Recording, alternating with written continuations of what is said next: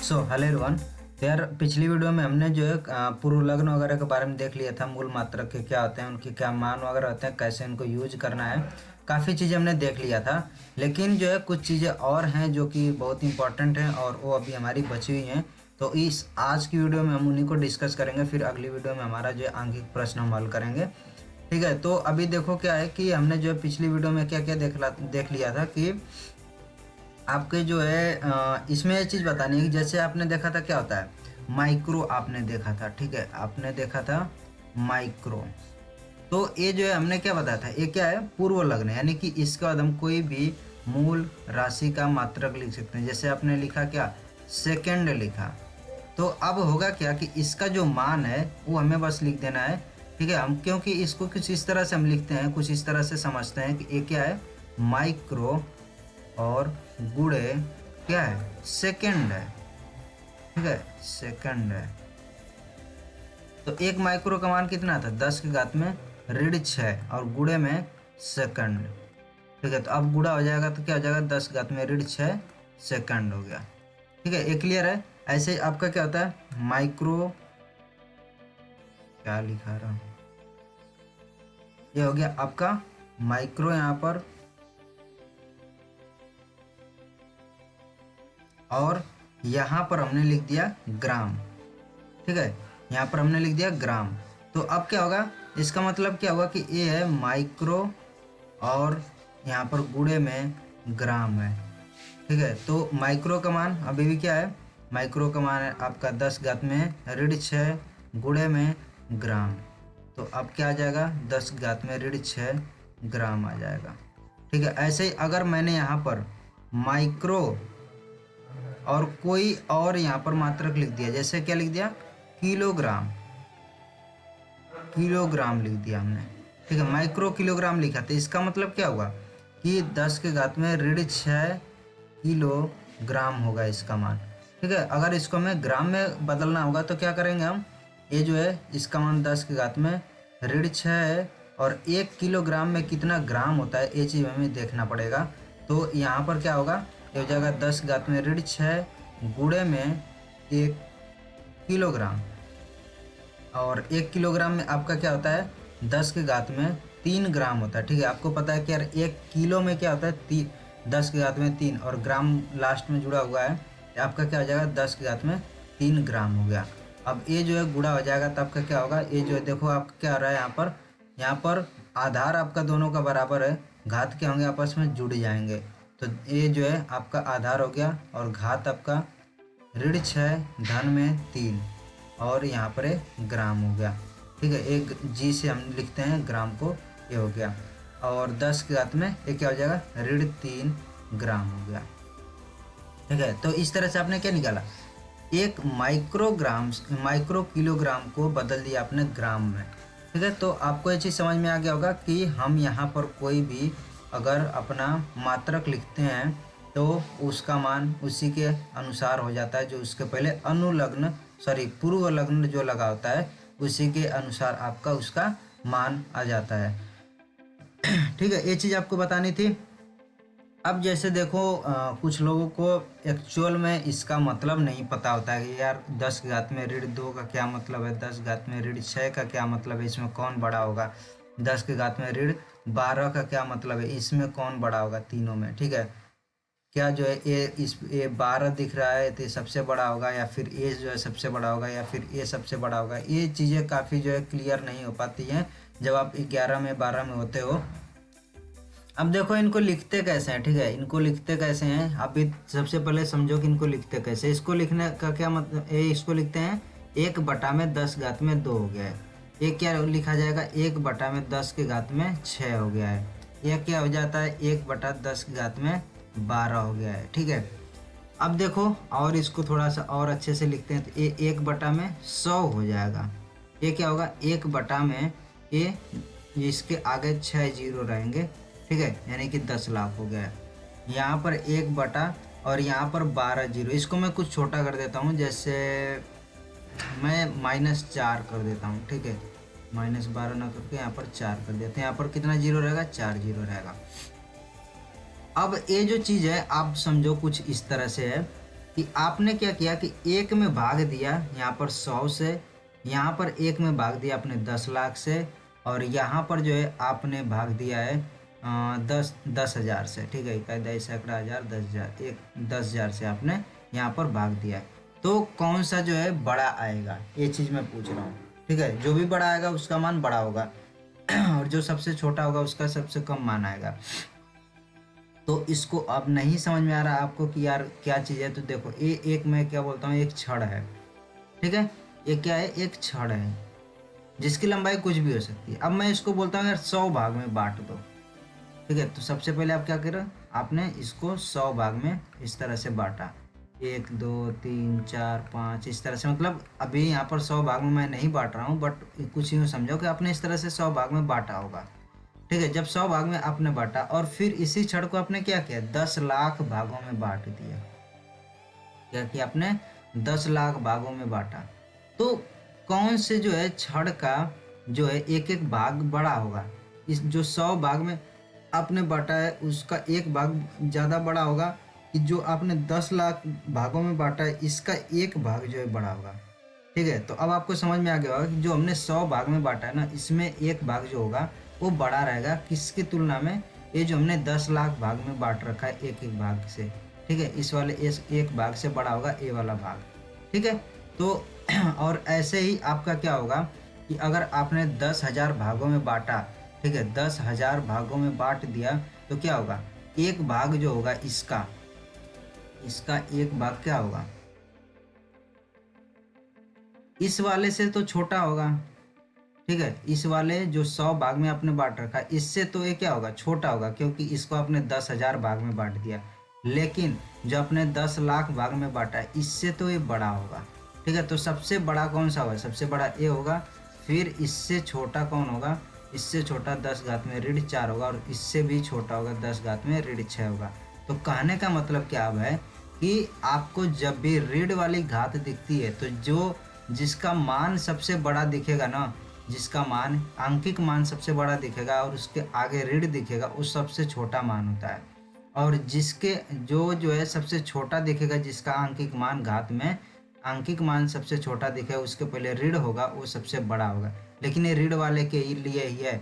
अगर मान लो कि 10 घात में 12 लिखा है, या फिर सेम उदाहरण लेते हैं हम कि अगर यहाँ पर लिखा हुआ है 10 के घात में 6, 10 घात में 4 और 10 घात में 2, तब आपका जो है यहाँ पर देखो क्या है, चिन्ह यहाँ पर धन है, यहाँ पर चिन्ह धन है। ठीक है, जब भी किसी भी संख्या के आगे हाँ एक चीज़ कि किसी भी संख्या का जो चिन्ह होता है कहाँ पर होता है, उस संख्या के सामने होता है। ठीक है, जैसे 6 का चिन्ह कहाँ होगा, इसके सामने रहेगा। 4 का चिन्ह कहाँ रहेगा, सामने रहेगा। 2 का चिन्ह इसके सामने रहेगा। ठीक है, तो किसी भी संख्या का चिन्ह उसके सामने होता है। अगर मैंने लिखा 3 गुणे 2 धन 5, तो इसमें अगर मैं पूछता हूँ कि 5 का चिन्ह क्या है, तो आप बोलोगे 5 का चिन्ह धन, इसके सामने। 2 का चिन्ह क्या है, इसके सामने है। ठीक है, इसके सामने मतलब यहाँ पर छिपा हुआ है धन। दो ही चीज़ हम चिन्ह में इस तरह से देखते हैं संख्याओं का, कि धन होगा या ऋण होगा।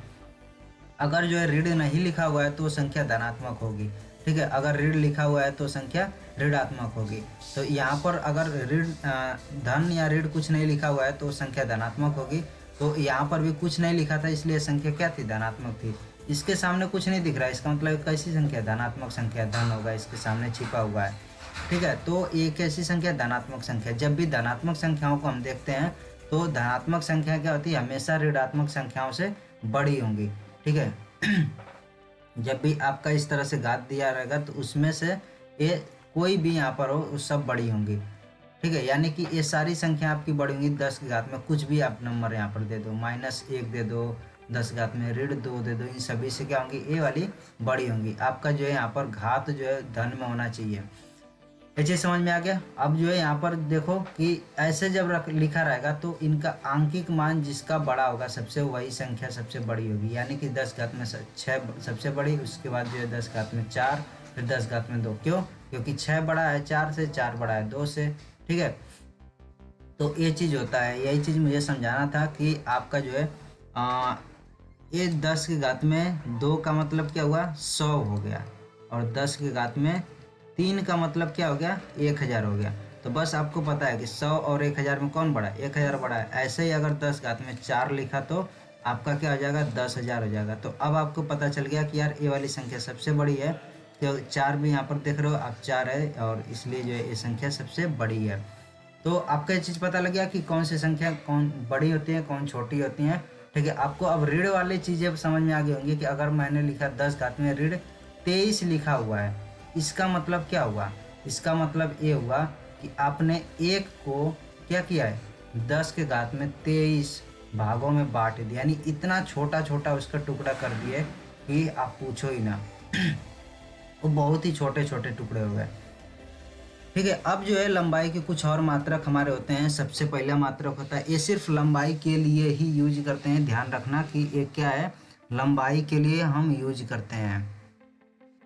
अब यहाँ पर जो लंबाई के 3 मात्रक और हमें देखना है, एक तो है माइक्रोन। ठीक है, माइक्रोन में यार क्या चीज़ है कि ये जो है आप देखो इसका जो ये माइक्रो की तरह ही है। ठीक है, तो इसका मान भी वही होता है, 10 घात में -6 मीटर होता है। अगर आप माइक्रोमीटर यूज कर रहे हो तब भी सेम चीज़ आएगा, अगर आपको माइक्रोन कहीं लिखा हुआ दिख रहा है तब भी उसका मान यही होता है। ठीक है, बस अंतर है कि उसमें हम माइक्रो जो एक वर्ड है ना, माइक्रो वाला, वो हम किसी के भी साथ लिख सकते हैं, माइक्रोग्राम भी कर सकते हैं, माइक्रो सेकेंड भी कर सकते हैं। ठीक है, लेकिन माइक्रोन को हम नहीं लिख सकते कि माइक्रोग्राम, माइक्रोन, ग्राम, ये सब नहीं लिख सकते। माइक्रोन एक एक अपने में ही एक मात्रक है। जैसे क्या होता है कि मीटर एक मात्रक, वैसे माइक्रोन भी एक अपने में एक मात्रक है और इसका मान इतना होता है, और इसको म्यू से लिखते हैं, डिनोट करते हैं, संकेतन इसका म्यू है। ठीक है, ऐसे एंगस्ट्राम होता है, ये बहुत ज़्यादा यूज किए जाने वाले मात्रक हैं, आप इनको ध्यान में रखें, बहुत ज़्यादा आपको सवाल में देखने को मिलेंगे।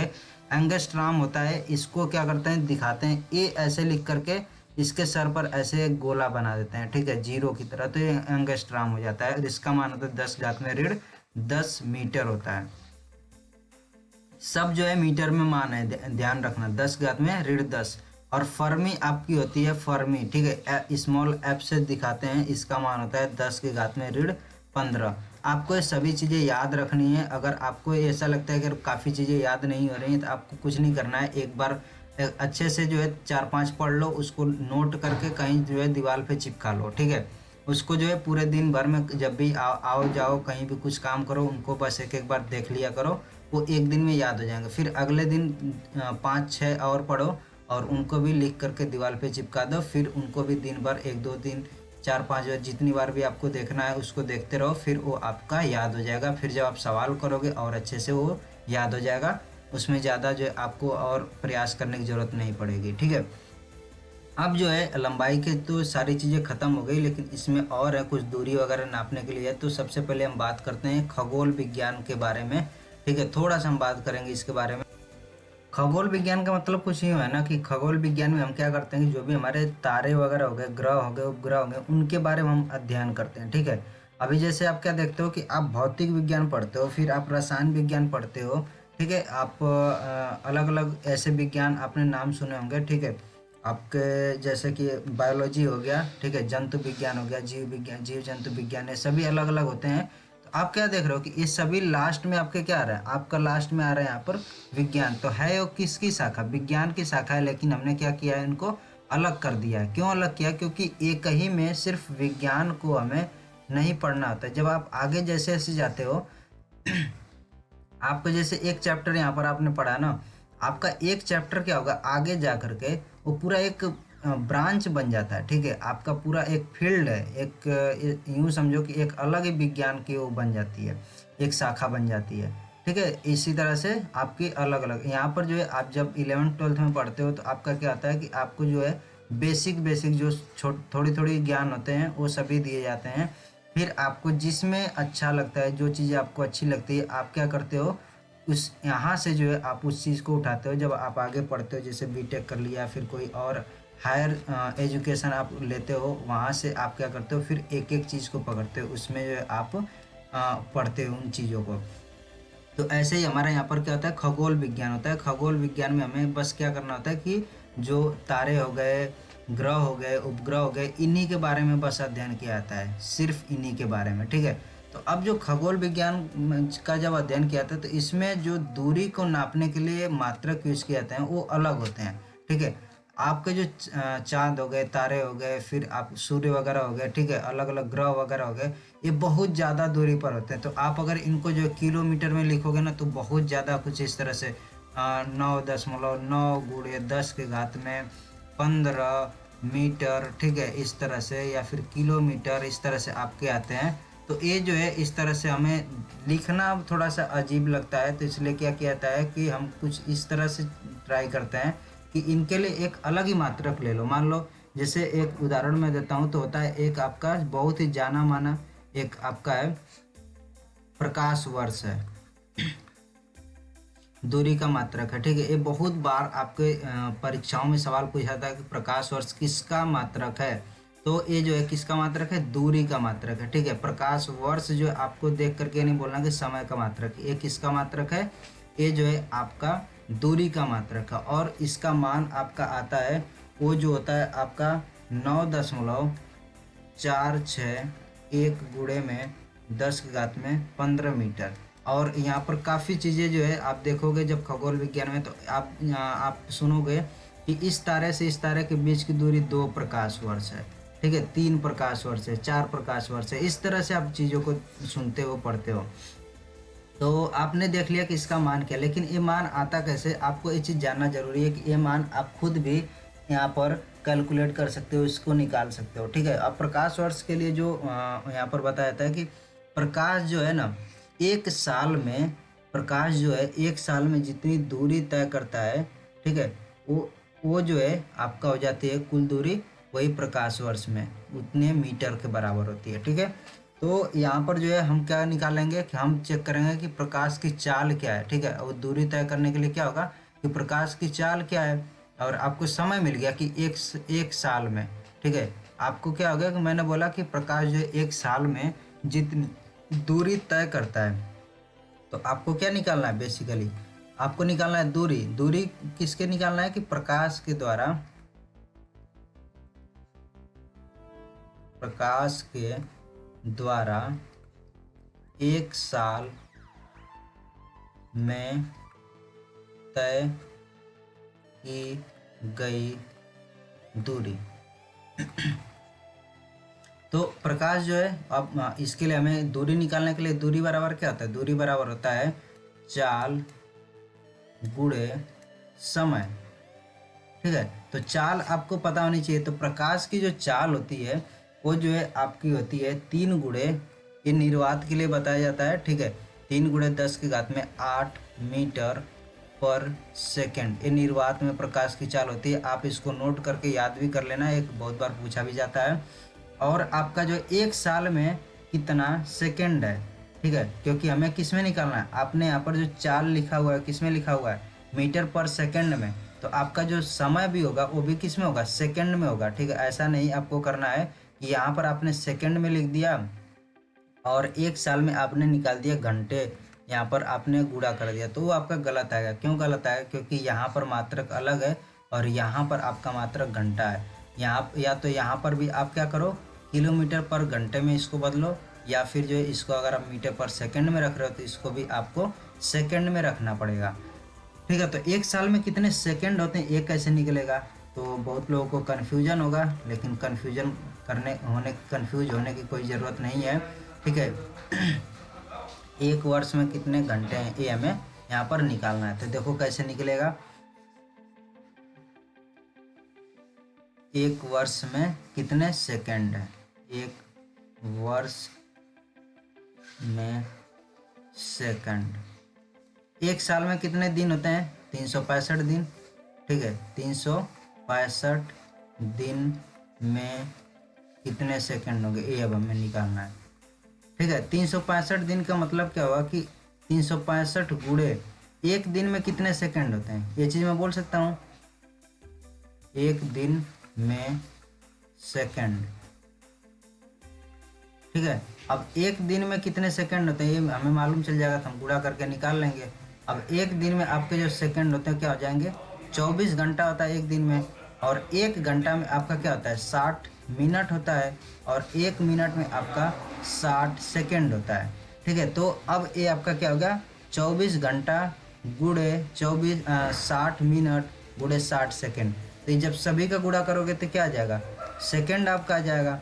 ठीक है, तो इसको जब आप गुणा करते हो तो ये आता है आपका आ जाएगा 86,400 सेकेंड आपका आएगा। और आप इसको याद भी रख सकते हो, ये आपका बोला जाता है कि सौर दिवस, एक सौर दिवस में कितने सेकंड होते हैं। एक सौर दिवस का मतलब कि एक दिन में आपका जो है कितना सेकंड होता है, तो ये होता है आपका 86,400।